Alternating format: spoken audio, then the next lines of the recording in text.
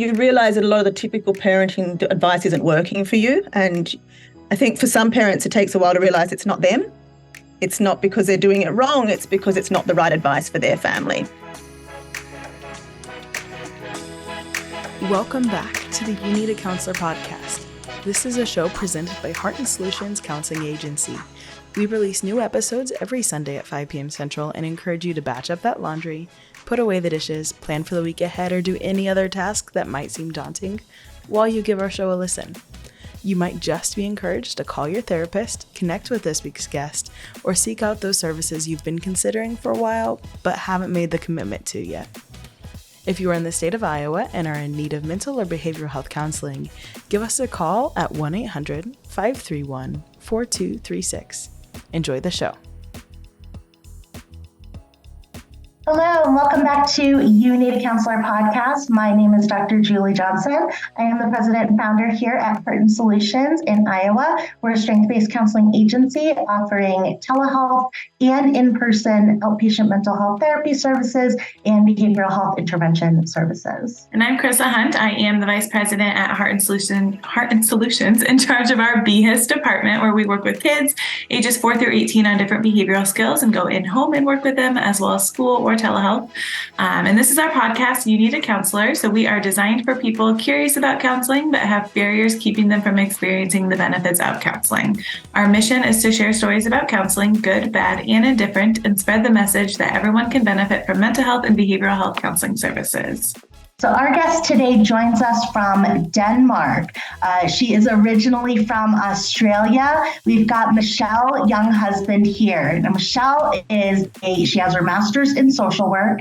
She has 25 years of experience supporting neurodivergent families from all around the world. Her focus with neurodivergent families is to help them to achieve that deeper connection, that deeper communication at all levels, improving their self-compassion, our self-acceptance, improving our confidence and our ability to calm ourselves as a family unit and as individuals within that family.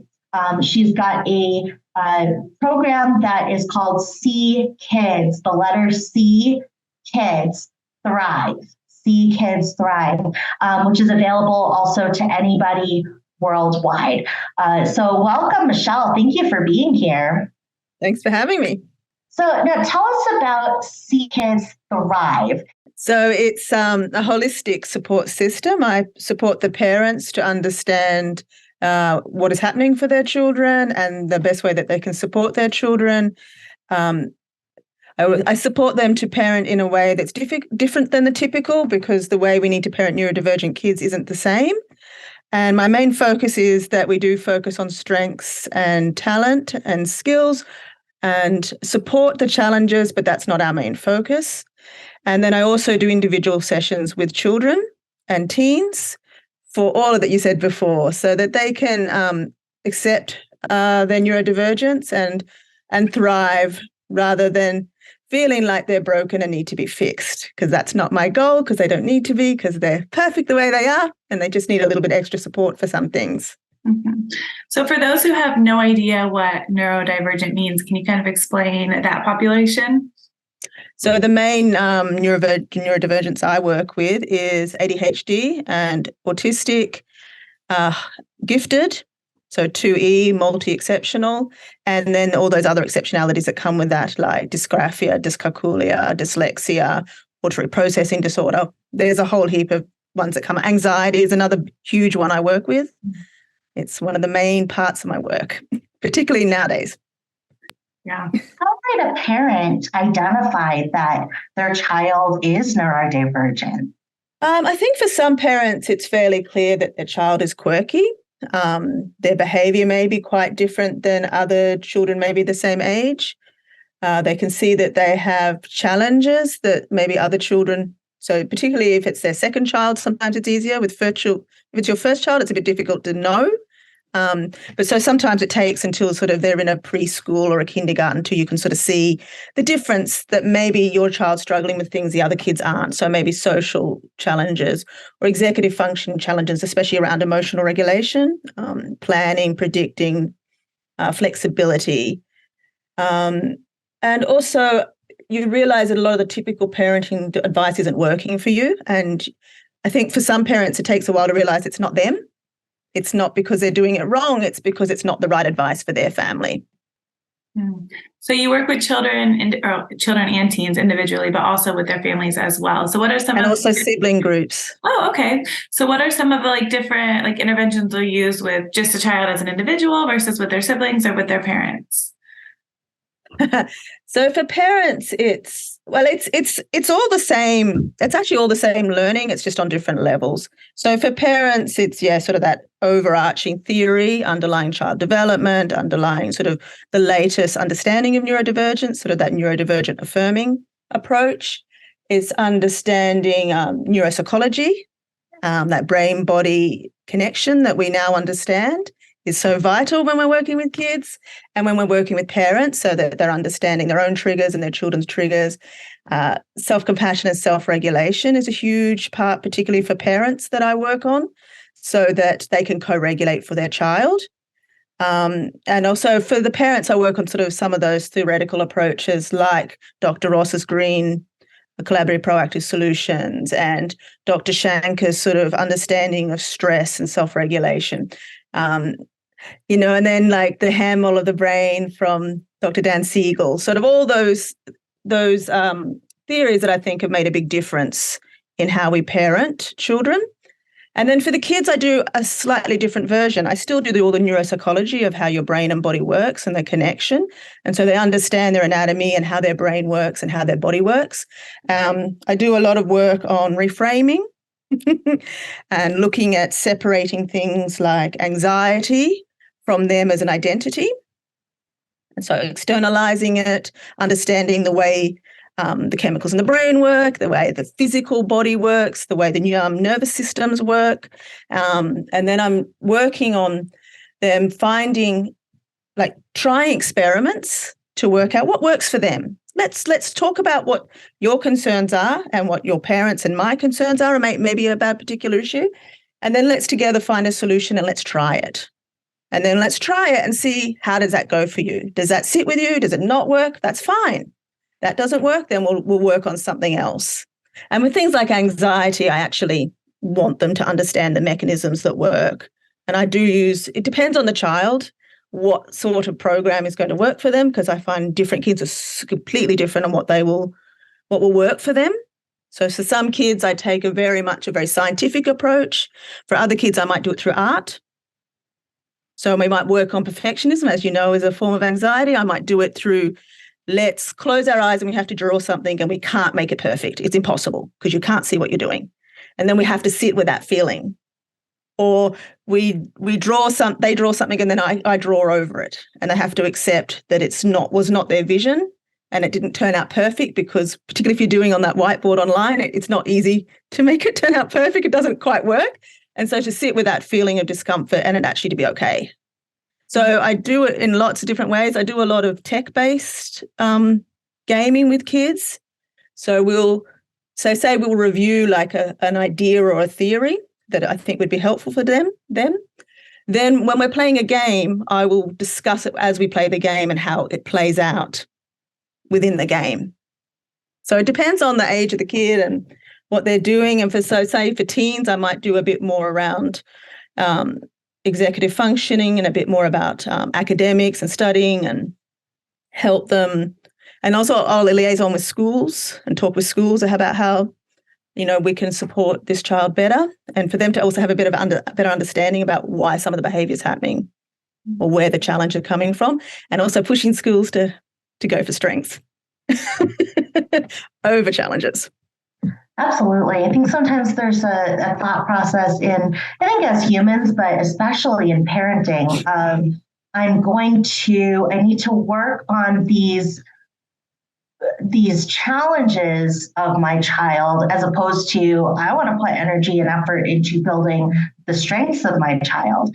And I read a quote the other day, and I have no idea who wrote it or where it's from, but it said, typically, if a child is struggling in math, but great at tennis, typically parents would hire a math tutor. I read the same one. Whoever wrote it was like, I would hire a tennis coach. Yeah, I can't remember who said it, but yes, I just read it recently.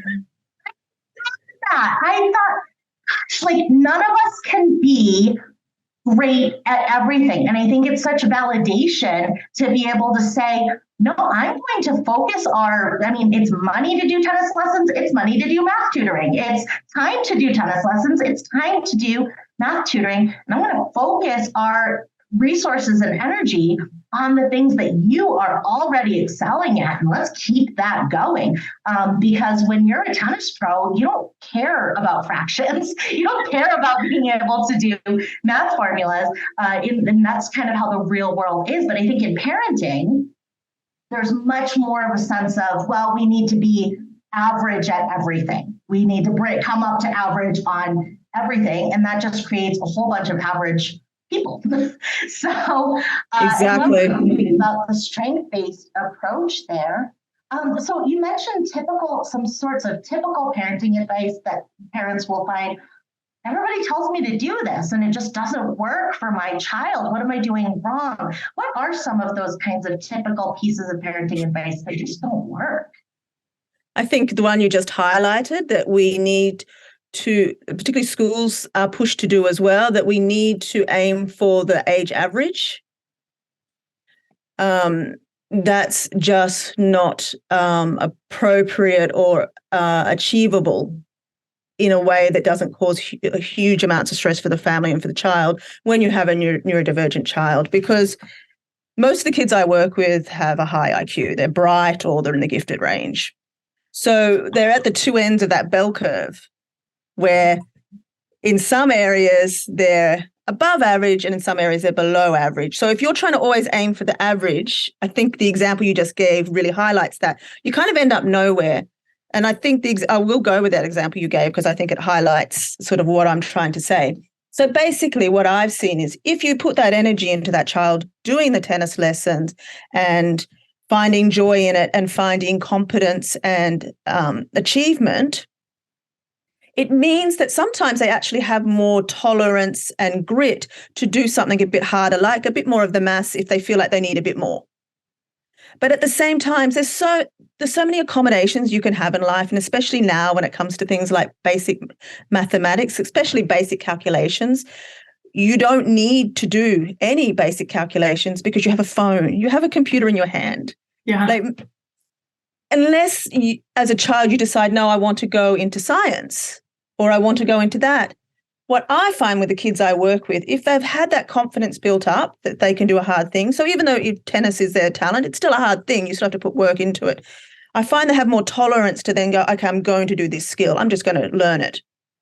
And they'll do it. And even with kids that I would say, like on a test score, were lower IQ, so some below average, I've seen them just work at stuff. So I worked with a kid that was considered low IQ, but in a way, I felt like he had street smart. Do you know what I mean? Like he understood the way the world worked in a way, and he wanted to work on his dad's chicken farm. So he was determined to do enough of that basic math so he could do that. And I knew he would.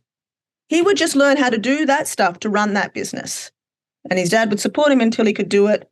And you can hire someone like, I just think if you go with kids' strengths, that's where the goal is. Mm-hmm. And you talked about like teaching parents how to co-regulate for their child. Can you give some examples of what you mean with that?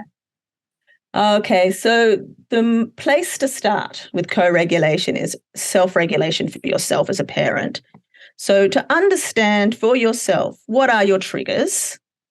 What are your stresses? You need to empty your stress cup and fill up your tolerance cup. So it's not your typical self-care things that they talk a lot about, you know, like the spa bath and stuff. I think for parents that are busy and have children that need extra support needs, it's more about finding those smaller moments in your day that bring you sensory soothing or bring you meaning. So it could be that you put headphones on for 15 minutes and everyone in the family knows that when you have those headphones on, you're going to have this coffee and don't talk to me. Like it can be like a really simple thing, But it can be about like actually planning your day so you have these moments of calm, so you don't slowly as the day builds up, just build up without having any kind of release, because we all need moments of calm. And another part that's really important, I think, to this self-regulation for parents is that self-compassion. To say to yourself, I'm having a hard time right now. It's not, as you know, it's not necessarily healthy to push emotions down. There are times where we do need to push through things because that's the situation we're in. But if you continue to do that, it's going to leak out in other situations without control. You're not going to be able to manage it. So it's important to acknowledge how you're feeling and accept it. And, this is hard. This doesn't mean my kid's a bad kid, and this doesn't mean I'm a bad parent, but this moment is hard. And I need to try and self-soothe myself somehow. And the science does show that sort of touching yourself, some people wouldn't feel comfortable to touch themselves in the heart, but they might feel comfortable to even acknowledge they're sitting on the chair. Like whatever it can do, this can calm you. And there's some also vagal nerve sort of exercises that can help, like tapping or actual vagal nerves, touching the base of your neck or so there's some basic like physical things you can do, like walking as well, like movement can help shift when you're feeling stuck in an emotion. So once you've regulated yourself, then you're going to lend your self-regulation to your child. And that's where you're going to co-regulate. And your child is never, ever going to self-regulate unless you co-regulate with them. That's how all children, whether they're neurodivergent or not, learn how to regulate. They learn to regulate by borrowing someone who's more able to regulate regulation. So they'll do it with their parents when they're little, but then they'll do it with other kids that in that moment are more regulated. They'll borrow their regulation. And so, that idea of Stuart Shanker, like calm begets calm, it's not like a sort of wishy-washy hippie thing. It's actually sort of a scientific thing if we think of like mirror neurons and how we mirror each other and how we can catch other people's emotions. And when you're more self-regulated, it's easier not to catch the other emotion. It's easier to acknowledge it and let them be there and you be in yours, and then you lend your self-regulation to your child. So ultimately, what you're doing is not just making that moment an easier moment, you're actually teaching them how to self-regulate by modeling it for them. Yeah, there's a very biological component to this, right? It makes sense in survival that my child, I have a 6-year-old, that if I'm in the wild and there's a bear and I'm agitated, that she needs to be heightened awareness and agitated and ready to run and adrenaline as well, because I am. And that if I'm calm, because I've checked out the area, we're on a high spot, if we're a deer, we're in a high area where I can see all around us and I can see that there aren't lions or, things that want to eat us around us, and we're in a covered spot and now I'm calm, then that tells my child, my baby deer, that it's time for us to be calm now. And, because we're not deer, and the things that are threats to us are, we're going to be late for school if you do not put your shoes on, right? We are going to be... Which feels life-threatening. Same response, to that as we do to, I'm a mother deer and I have my baby and there's a lion over there. We have that same response, and our kids respond to it the same way that, if I'm a mother deer, I want my kid agitated when I'm agitated. I'm going to be, deer talk to each other, but I'm going to be telling my kid, we got to go. And that kid needs to be amped up and ready to go. But that's not helpful when I need her to put your shoes on so we can go to school. And so it makes sense in that way, right? To be able to say, there's reasons why kids in particular pick up on our emotional states, is because it's helpful to our survival that they do that. If we're traveling and we're using a gas station restroom, right? I'm on high alert as a mom, and I need her on high alert too. And I always tell her that, you hold my hand in here, this is the kind of place people come to steal kids, because it is. And so I need her on high alert in certain times. And so being able to be aware of that and utilize that for safety and utilize that then for, well, I want her to be calm because it's bedtime, which bedtime also feels like lions and citizens, right? So I need if they don't sleep tonight, the world will end. It's that real old brain. Fight, flight, freeze. Exactly. And so, we need those things. And I think that sometimes parents and kids, we get into this standoff of, well, I'll calm down when you calm down, right? Like if you would just calm down, then I can stop yelling at you, and vice versa. And as the parent, it doesn't always feel fair that we have to be the first one, but we do because our children, it's hard for us to do it, but our children literally cannot do it. It's not just that it's hard for them, they're not built to do it. And so of the two of us, we're the only ones who, even though it's hard, we're the only ones who actually are built to be able to do it because our brains are developed and they're smart. Yeah. And so like when you were talking about those co-regulating things, like when my daughter, I have books all over my house because when my daughter starts to be whiny because she's tired or doesn't want to do something, I'm immediately like, okay, babe, like, and I always use a pet name, but I'm always like, little cat, like I'm not going to argue with you about whether you should put toothpaste on your toothbrush. Like, you got to do that. I don't want to do it either, but like, you got to put toothpaste on your toothbrush. You got to brush your teeth. I'm going to sit and read until you are ready to do that. And then, and she might yell or, do whatever she's going to do, but I'm going to read because I need to like get myself out of there for a little bit. And then the next thing I know, she's sitting on my lap and asking me what I'm reading, right? And then we're ready to go. And so just having our environment around us be supportive of like, okay, there's always a book within reach, for me to be able to use. Can just help with, or having water bottles around. Like, okay, I'm going to sip some water until my, my child picks up on my calm. So I think that's what cool information that you're providing to your families that you're working with, because this is stuff nobody teaches us. Like nobody tells us that when we're pregnant, like nobody tells us.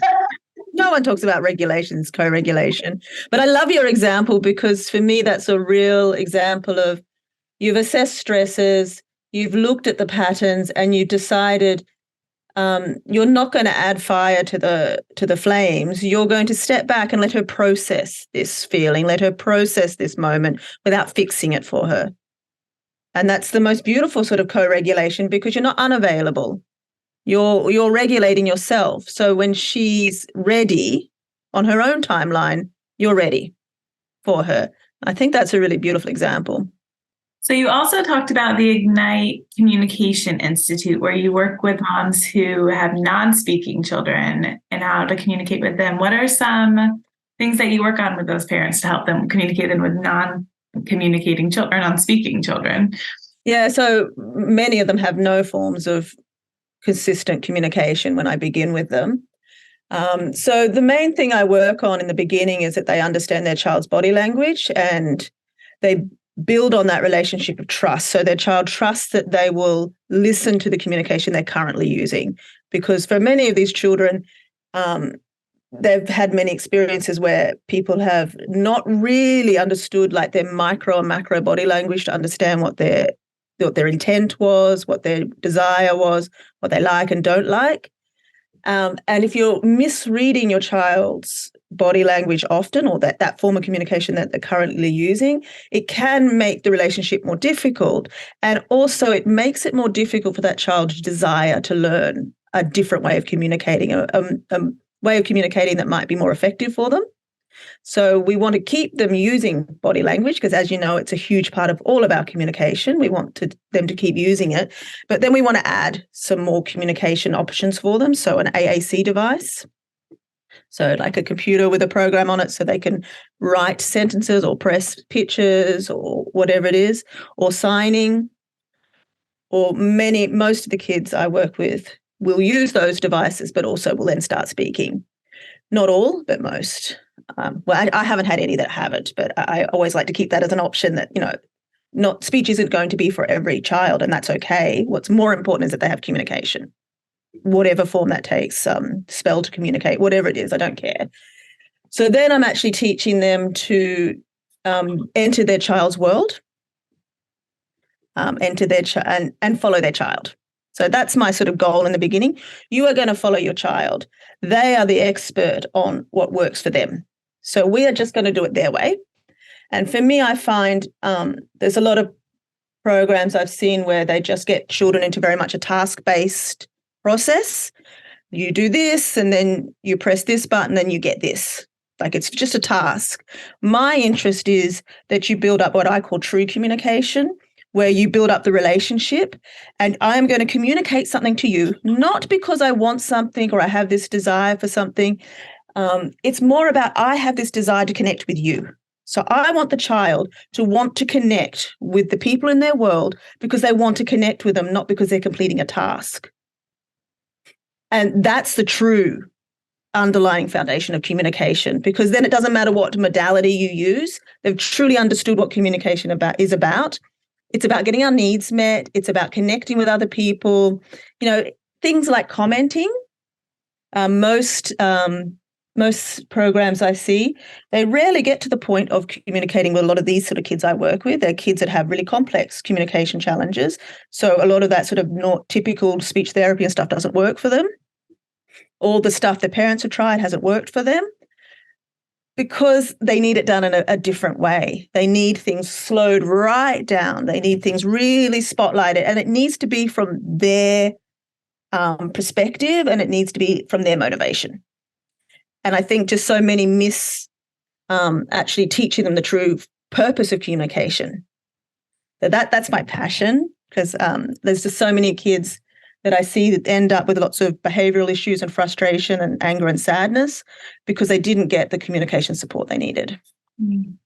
What a great point. The focus of communication and the purpose of it is not so that we can teach you sign language so that I can teach you or I can tell you to go clean your room.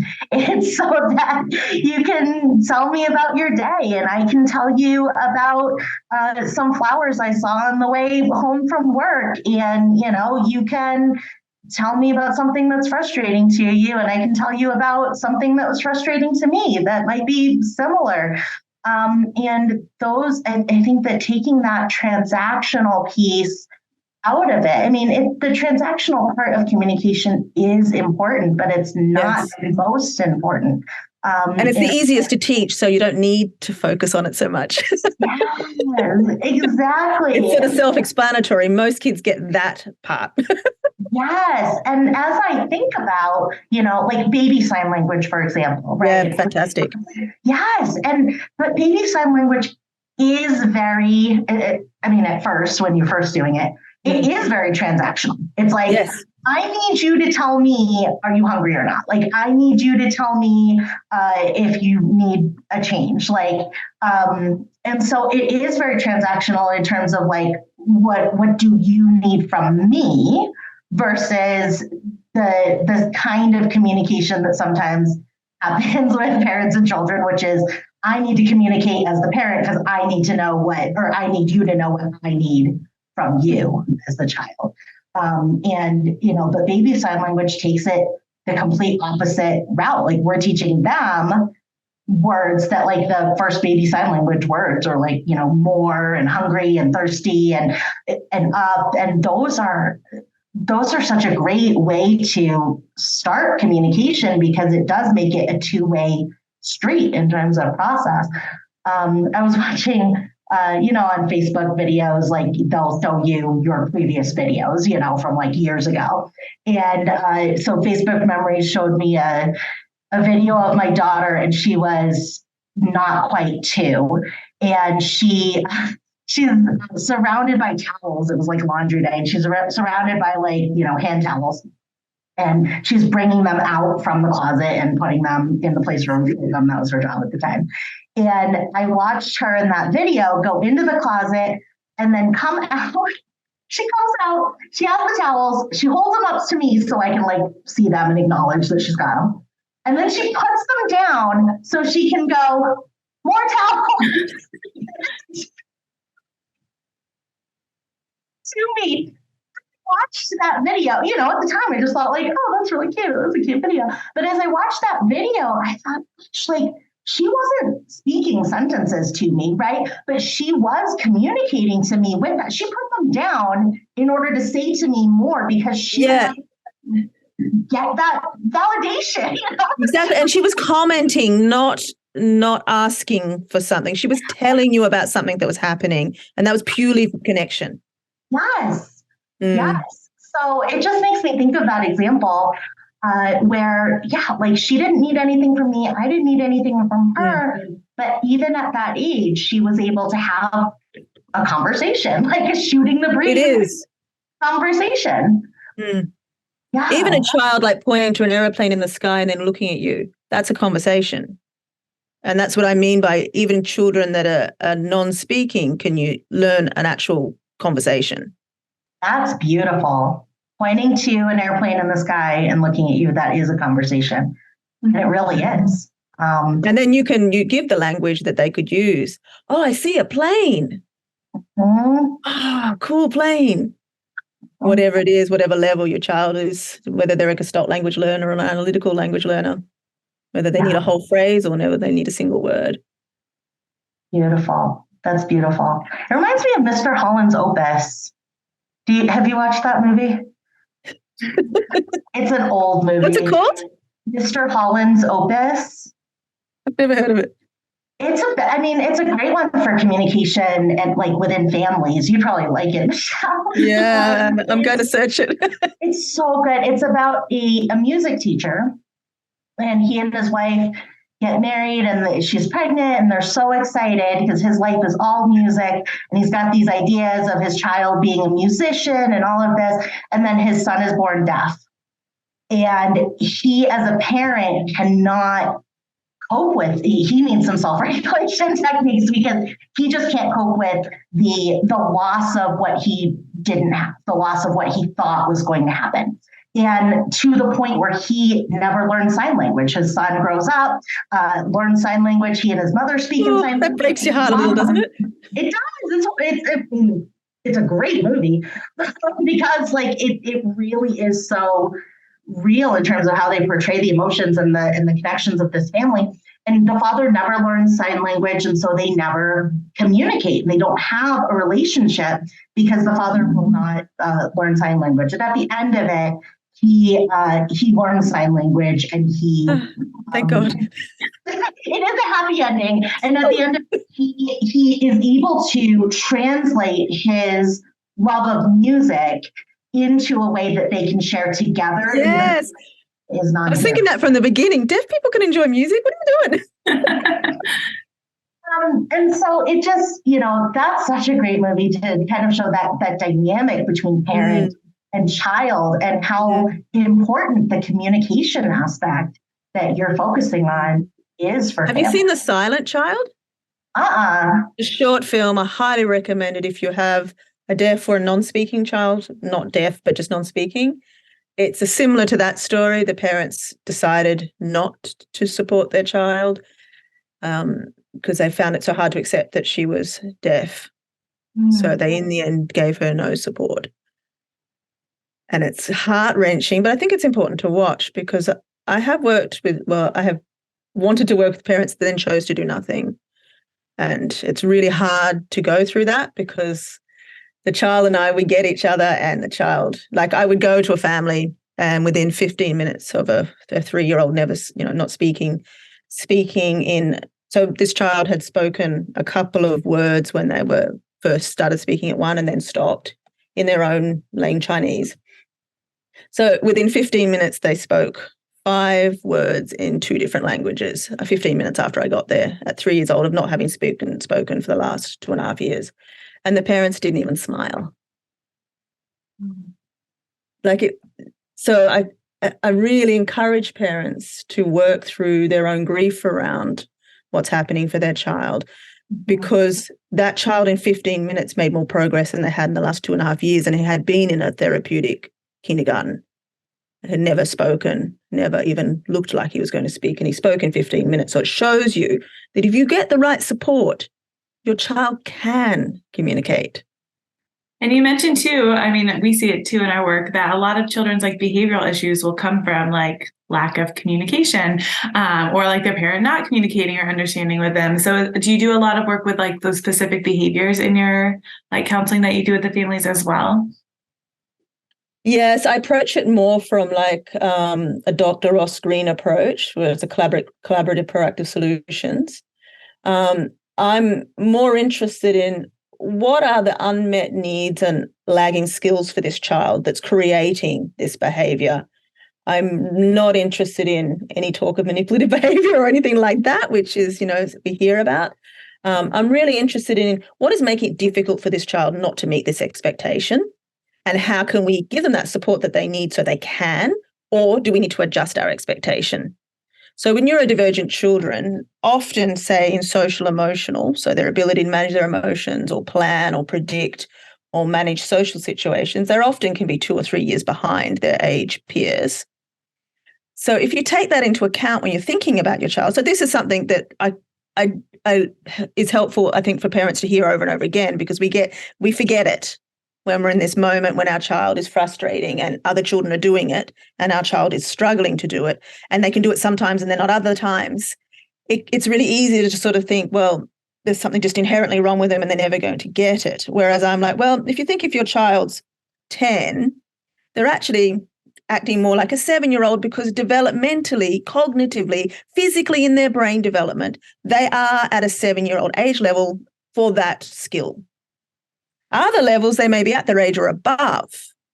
But for that, they're not. So if you're expecting them to act at a 10-year-old level, it's an unrealistic expectation.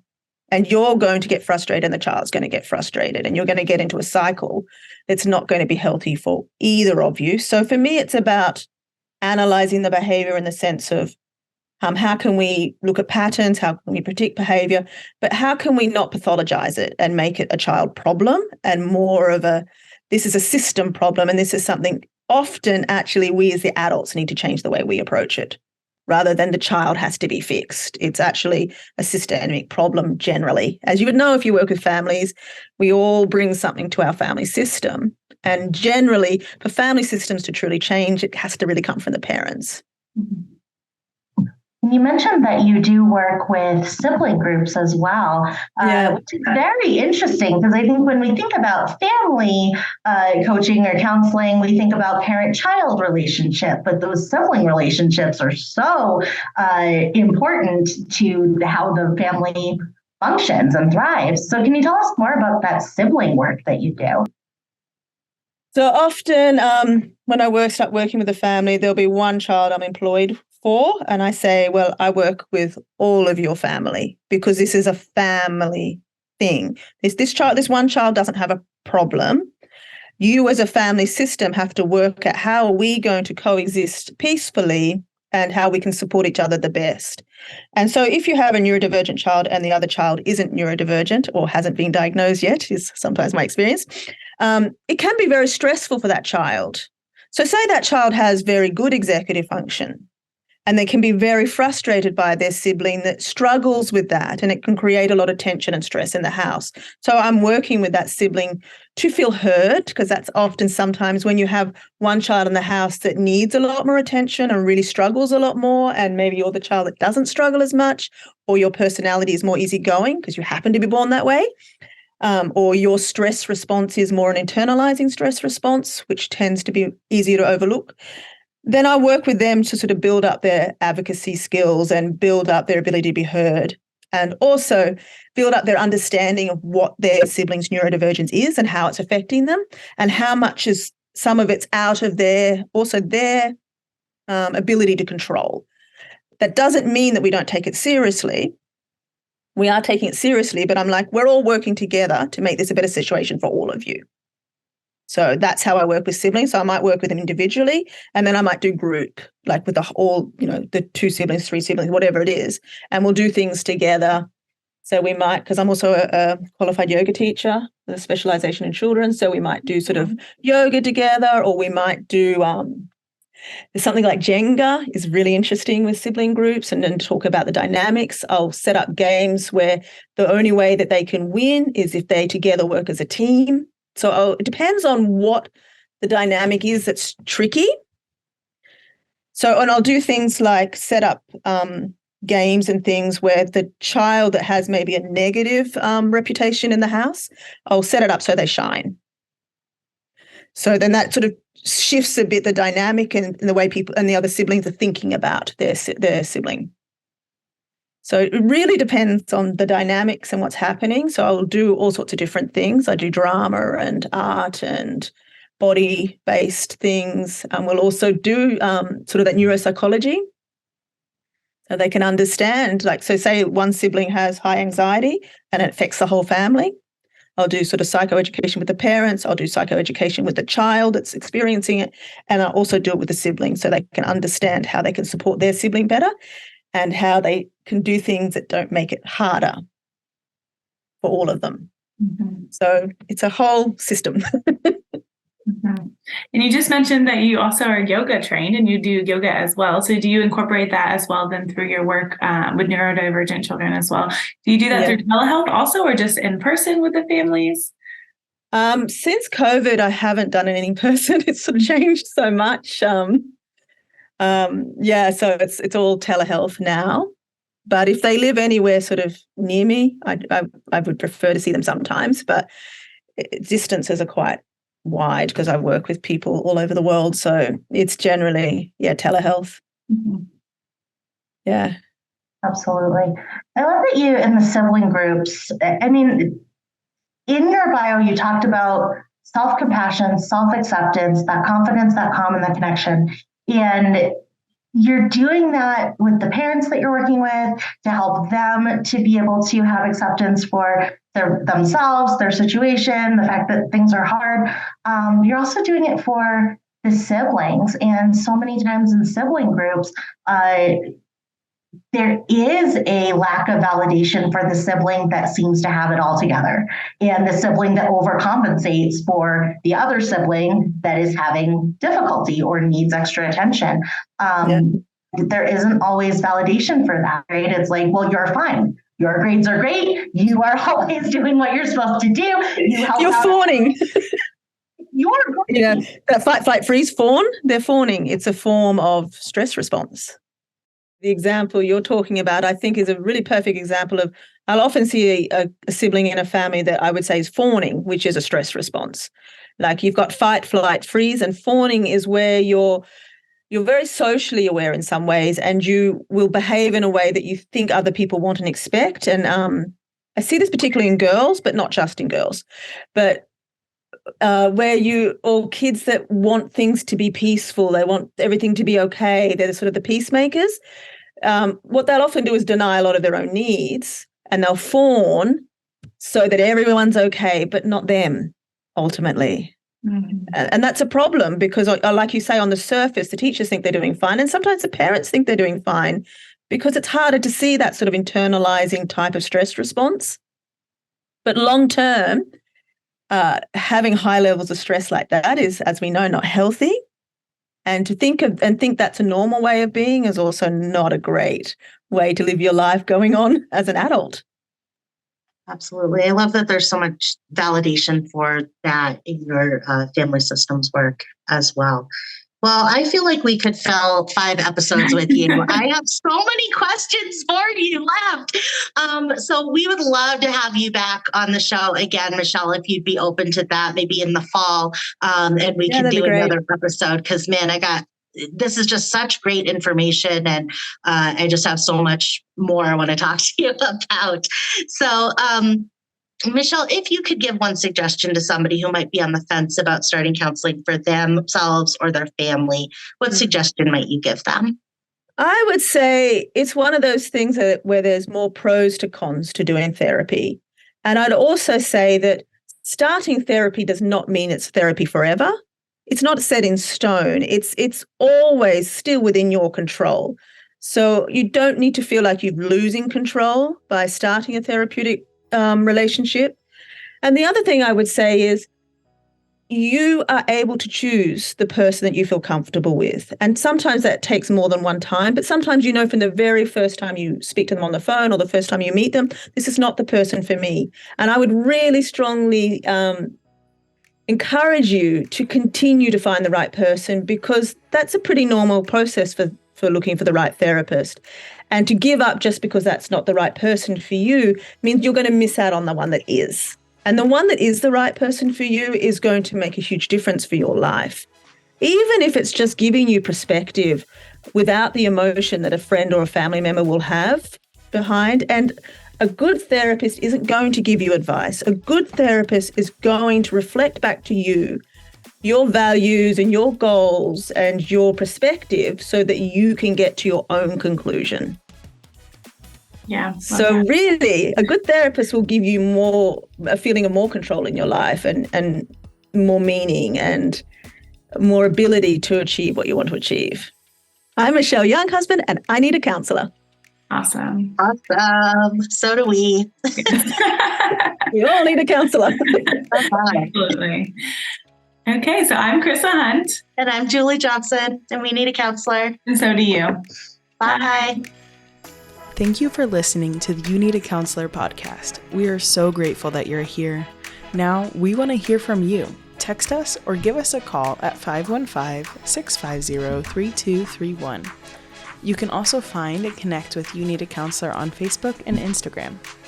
If you've enjoyed today's show, please take a moment to like, review, or leave a comment, as all of these things help others to find and benefit from the podcast as well. If you're in the state of Iowa and interested in mental health counseling or behavioral health intervention services, give us a call at 800-531-4236. And if you're a provider seeking play therapy CEUs, you can find us on patreon.com/youneedatraining. We'll see you for the next episode, Sunday at 5.